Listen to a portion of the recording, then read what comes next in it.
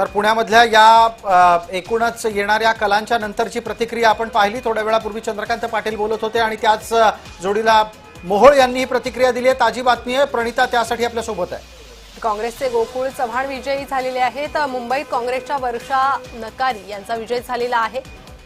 प्रभाग क्रमांक 184 मधून ते विजयी झालेले आहेत।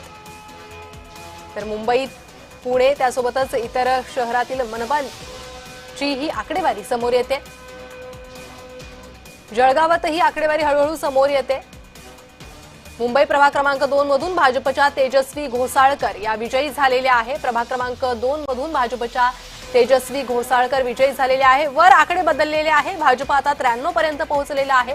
शिवसेना कासव गतीने हळूहळू पुढे वाढताना पाहायला मिळते। आता 26 पर्यंत हा आकडा पोहोचलेला आहे।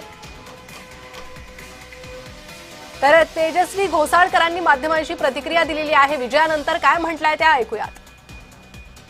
भारतीय जनता पार्टीची पहिला फॉर्म भेटला आणि पहिलं रिझल्ट लागलं, तर मला खूप आनंद होत आहे। हे सगळं भारतीय जनता पार्टीच्या आपल्या आमदार, लोकप्रिय आमदार मनीषाताईच्यामुळे झालेलं आहे। खासदार आमचे पियुष गोयलजी आणि माजी नगरसेवक जगदीशबाई आणि सगळे पदाधिकारी जे भारतीय जनता पार्टी मध्ये होते आणि त्यांनी खूप जास्त काम केलं रात्रंदिवस, हा श्रेय त्यांचं आहे। तर तेजस्वी घोसाळकरांनी भाजपच्या वरिष्ठांना, आमदारांना विजयाचं श्रेय दिलेलं आहे।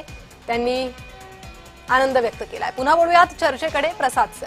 धन्यवाद प्रणिता। आता या निमित्ताने मुंबईतले निकाल सुद्धा वेगाने बदलत आहेत। आपण या संपूर्ण टीव्ही स्क्रीन मधल्या वरच्या भागामध्ये मुंबईचे ताजे निकाल कल काय आहेत तेही पाहू शकताय। निकाल पण या स्क्रीनवर आपल्या बरोबर येतात।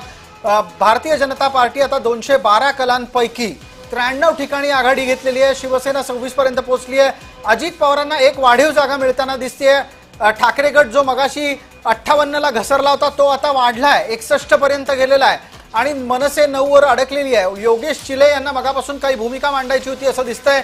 दरम्यान काँग्रेसचा आकडाही सांगायला हवा, काँग्रेस 13 पर्यंत पोहोचली आहे। योगेश चिले, माझा आवाज येत असेल तर आपण आपली भूमिका मांडू शकता।